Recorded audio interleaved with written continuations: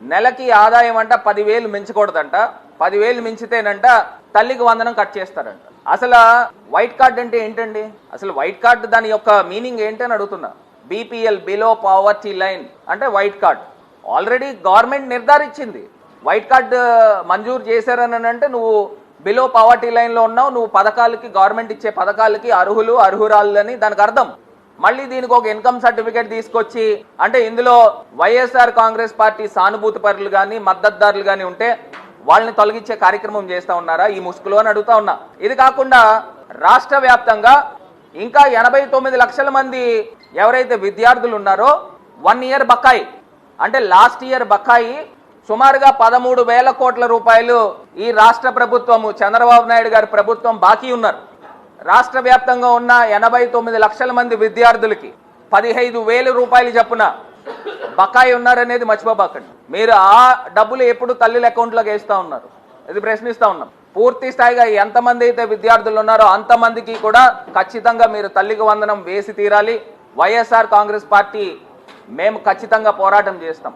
ఇది కాకుండా చంద్రబాబు నాయుడు గారు మొన్న ప్రెస్ మీట్లో కూడా ఒక మాట మాట్లాడారు. ఏమని మాట్లాడారంటే ఇంకా సూపర్ 6 అయిపోయింది, ఇంకా సూపర్ 6 గురించి ఎవరైనా మాట్లాడితే నాలిక అన్నాడు. అంటే నాలిక అంటే ఏంటి? మీ నాలిక అన్నాడు. అసలు ఇలా మాట్లాడచ్చా? సూపర్ 6 ఎక్కడైపోయిందండి? అసలు ఎక్కడైపోయింది సూపర్ 6?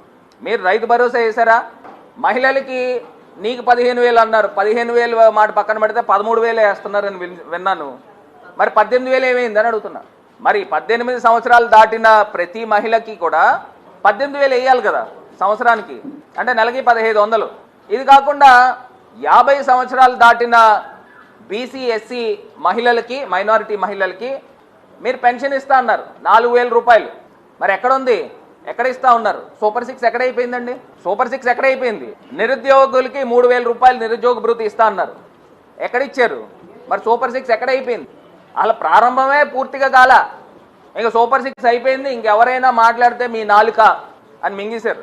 ఇది బానే ఉందండి, మీరు నిబంధనలను అమలు చేశారు, బానే ఉంది. కాకపోతే దీని గురించి మీరు గతంలో ఇదే నారా లోకేష్ గారు, విద్యాశాఖ మంత్రి గారు, మెయింటెనెన్స్ కింద 2,000 రూపాయలు ఎలా తీస్తారు అని ఇదే నారా లోకేష్ గారు మాట్లాడారు.